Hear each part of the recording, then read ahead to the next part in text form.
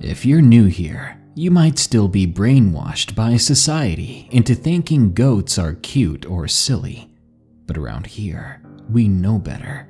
We don't tolerate goat things around these parts, because we know what the Goatman is and what he's capable of. All jokes aside, the Goatman is a fairly commonly sighted cryptid in the woods of America, often in the South or Midwest. He is known for his near-human intelligence and desire to torment or pull sinister pranks on people. So beware the woods, and don't go trusting no goats. Here are some allegedly real sightings of the Goatman. If you have your own story, share it with us at darknessprevails.org. I'm looking for scary stories from Discord and ghost stories from around the world. Thank you. Now, here we go.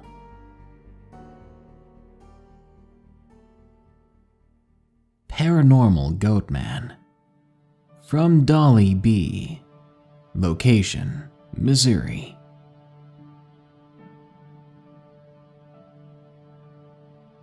Everything I'm about to tell you is 100% true.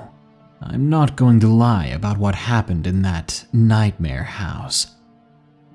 I'll tell you today one of my many experiences I've had living in that portal to the underworld. For a bit of context, I live in a 2-story, 3-bedroom house. It is located in a small town in Missouri and was built sometime in the late 1800s. The living room and dining room connect, and the dining room leads to the kitchen. From that kitchen you can see the large furnace that is located in the dining room, our primary heat source. My sister Cass and I are a pair of serious night owls. Both of us suffer from migraines, and the sun and loud noises don't help.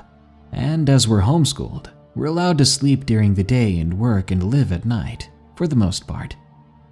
We were in the kitchen and it was around 3 a.m. We had just put a pizza in the oven when it hit me, my bladder demanding that I use the restroom. I headed off to do my business while my sister watched the food.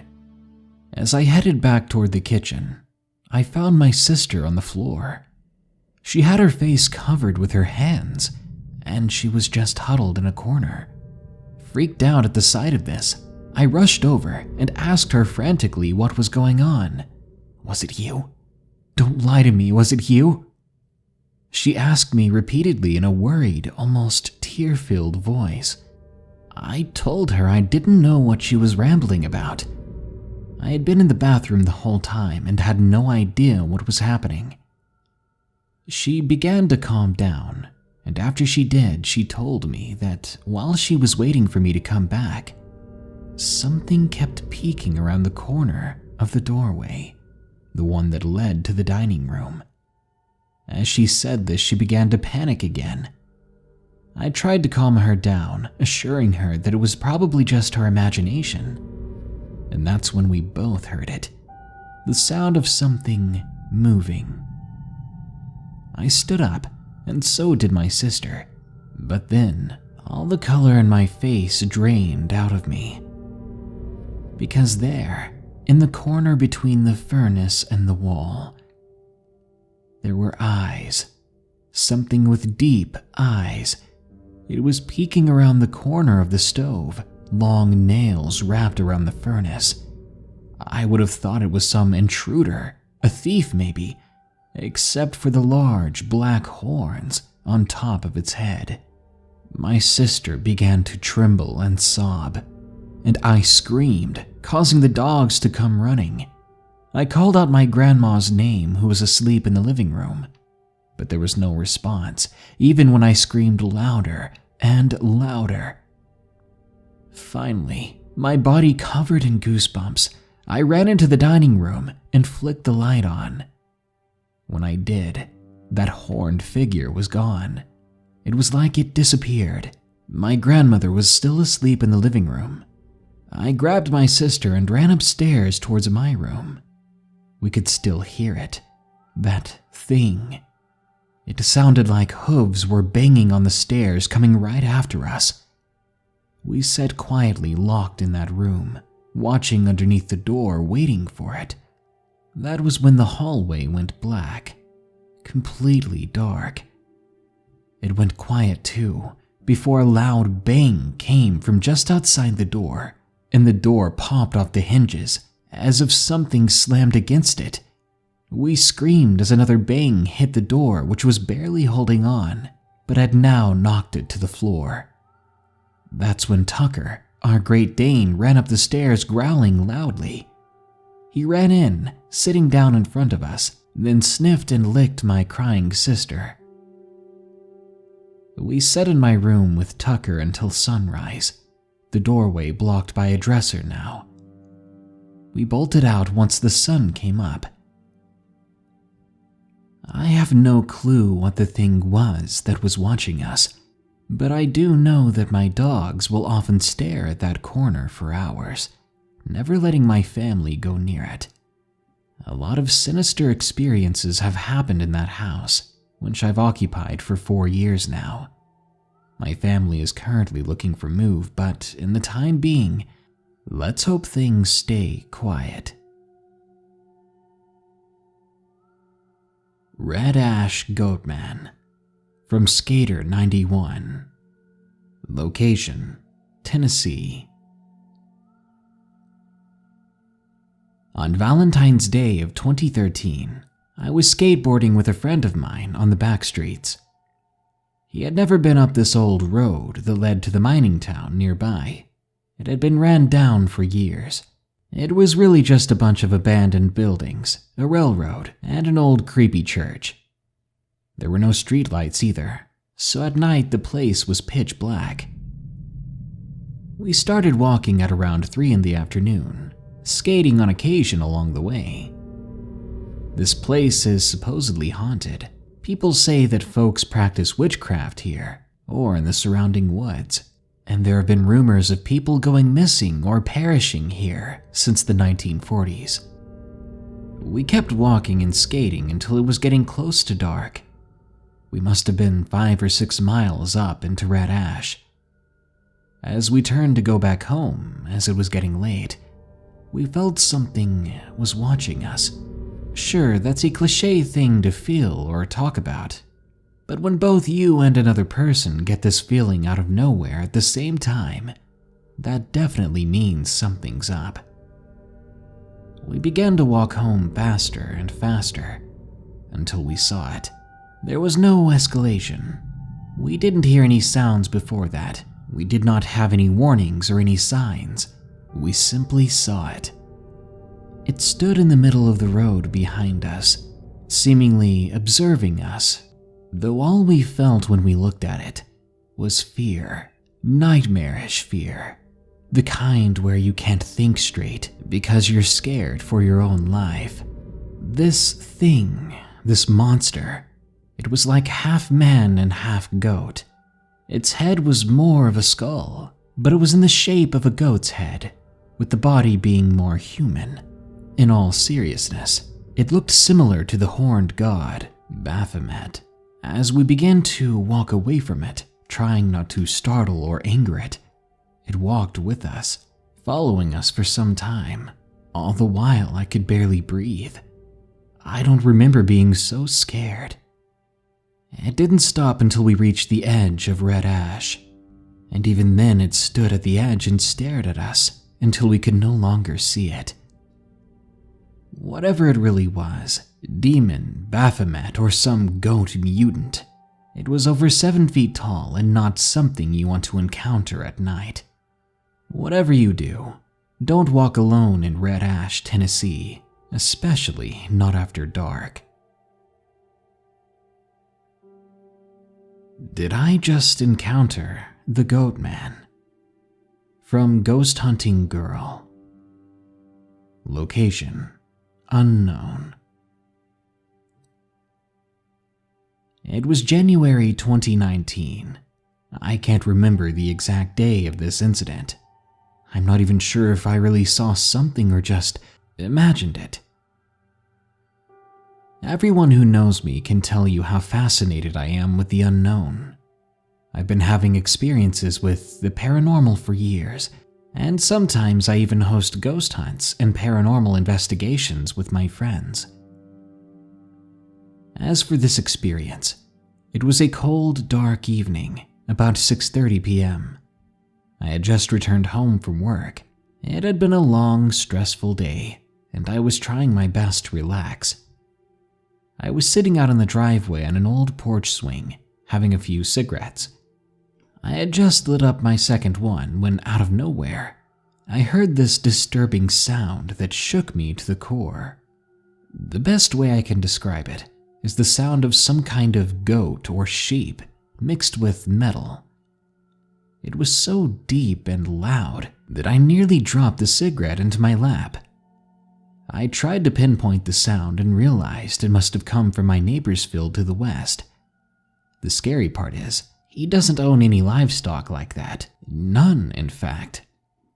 I sat frozen in place for a moment before going back to my own business. I picked up my phone and called my fiancée.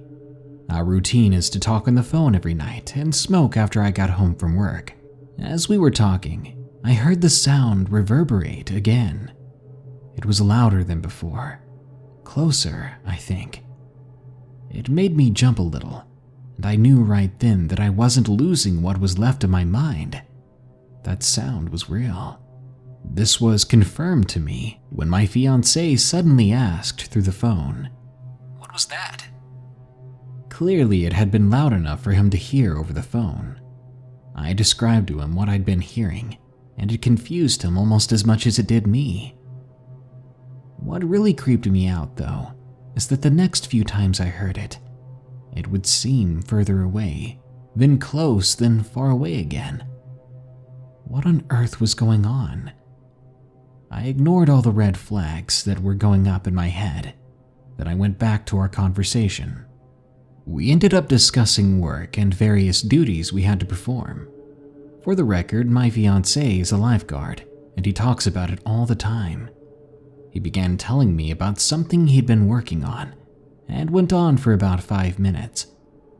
Of course, I began to zone out, not paying much attention to what he said. My eyes drifted toward the fence line separating our property from the neighbors. There, through the trees, I saw something. It was a dark shadow or figure, appearing to be long and slender. Its eyes, if that's what I was seeing, were nearly 7 feet off the ground. They stared intently in my direction, not blinking at all. The creature moved slowly back and forth, as if attempting to get a better view of something. It was then that I knew what it was doing. It was trying to find a way through the fence, trying to find a way into our property. I uttered a few swear words and scooted back on the swing as far as I could.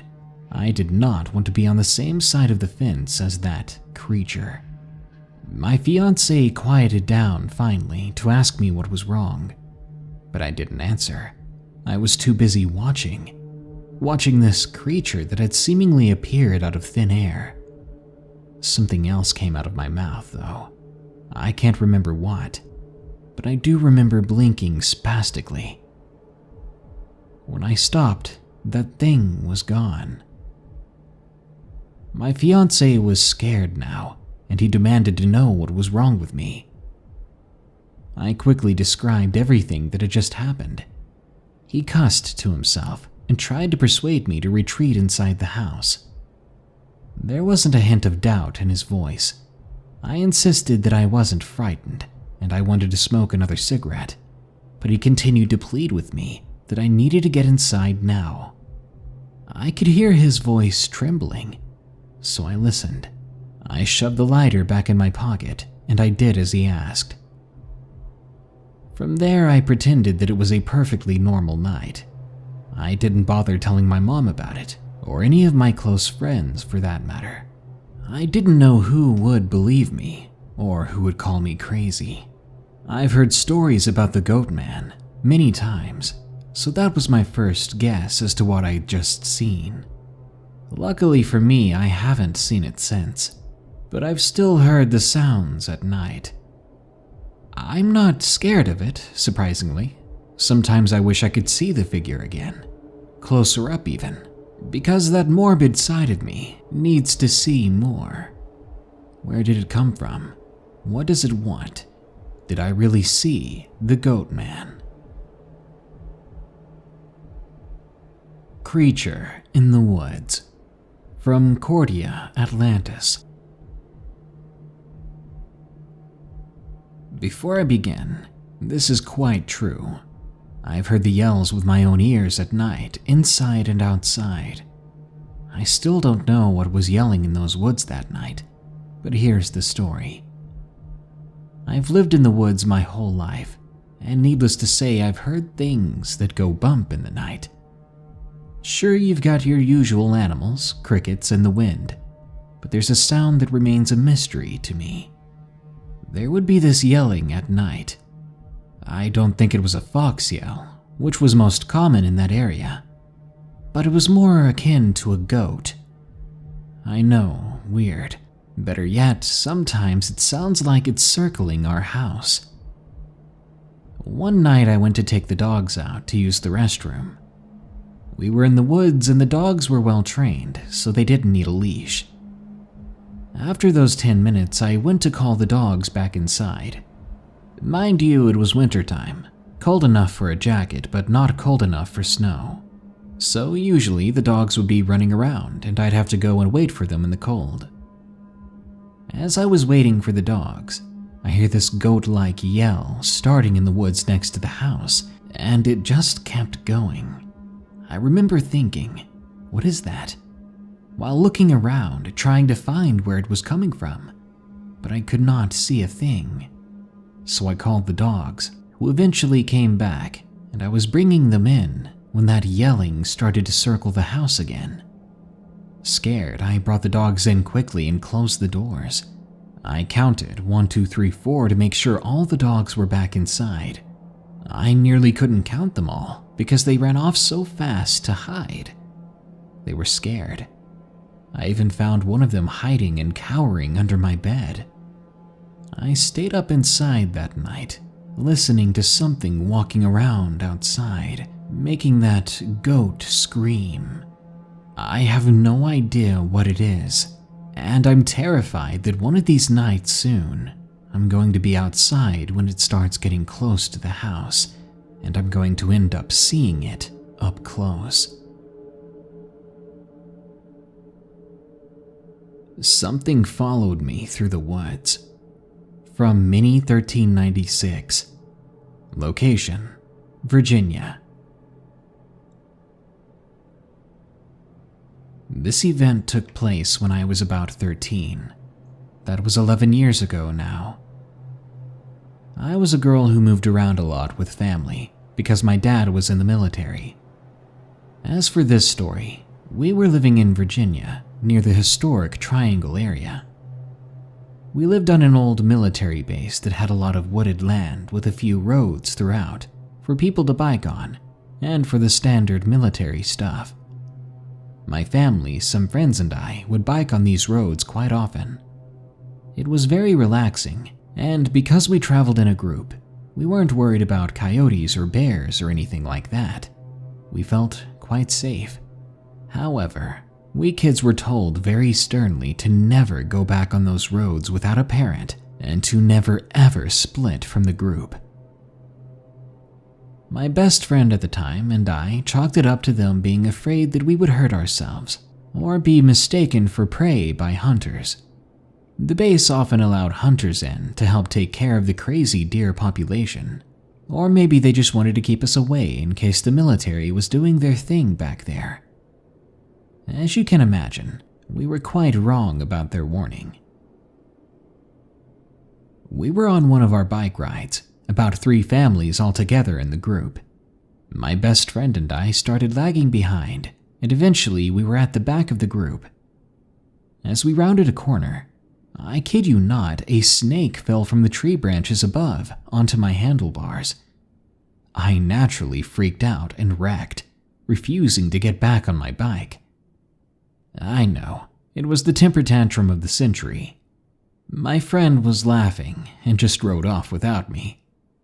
I stood there staring at my bike. Then I looked back down the road, then back to my bike. I did not want to get back on that thing, and basically said screw it, I'll walk back.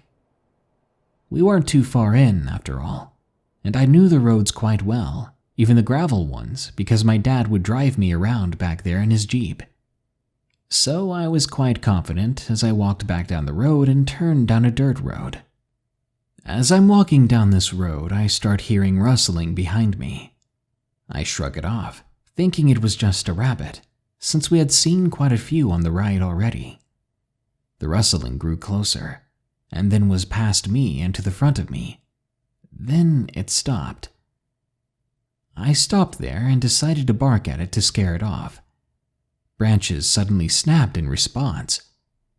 I screamed and took off running. Naturally, I ran in the direction of home, which was right past this thing. And as I'm running, I hear the weirdest sounding growl. It wasn't like a dog's. It was deep, and it had the undertones of several different growls underneath it. Each of them had multiple pitches all rolled into one, and it was quite disturbing. I ran like my life depended on it, and this thing kept pace with me. I heard branches being torn asunder and leaves rustling in its wake, but still I was deep enough in the woods that I couldn't make out what it was. But did I really want to see it? The road curved sharply to the left, and my feet slid out from under me as I tried to take the turn quickly. I ended up sliding off the road into a little ditch before the woods began. I'd say it was a 3-foot grassy area off the road. As I scrambled to my feet in a panic, I'm pretty sure I was crying by then, and the thing's growl turned into a human-like laugh. I bolted. I ran and ran, but didn't feel like I was getting any closer to home. After the curve, I should have been on the main road, but I didn't even see it. Off to the left before the main road, there would be a little ruin of sorts, and my frantic mind thought if I could maybe get to the ruin, I would be safe. The thing was still crashing through the woods on my right. I saw my life flash before my eyes.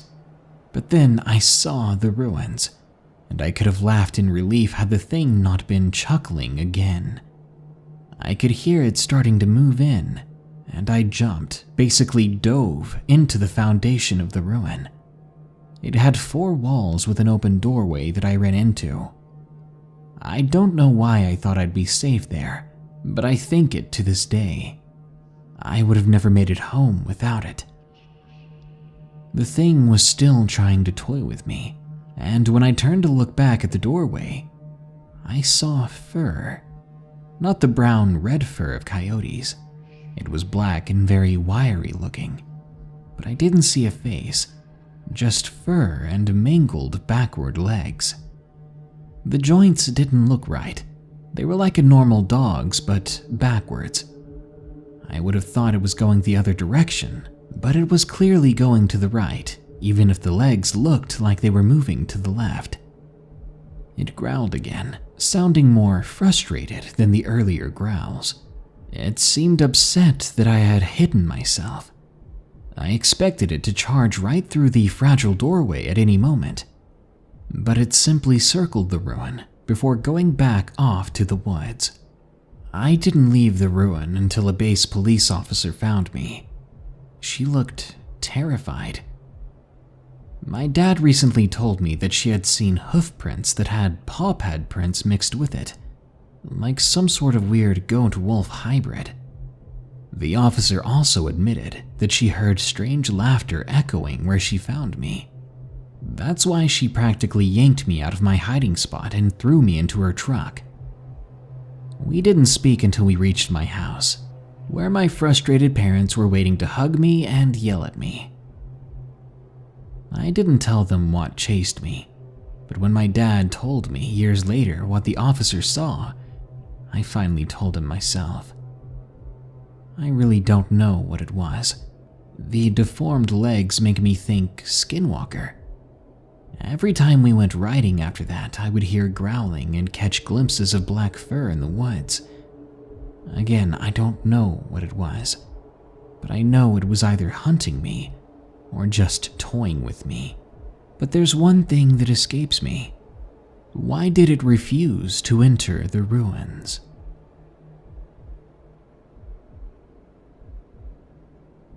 The Thing in Kentucky. From Silverwolf 69. Location, Kentucky.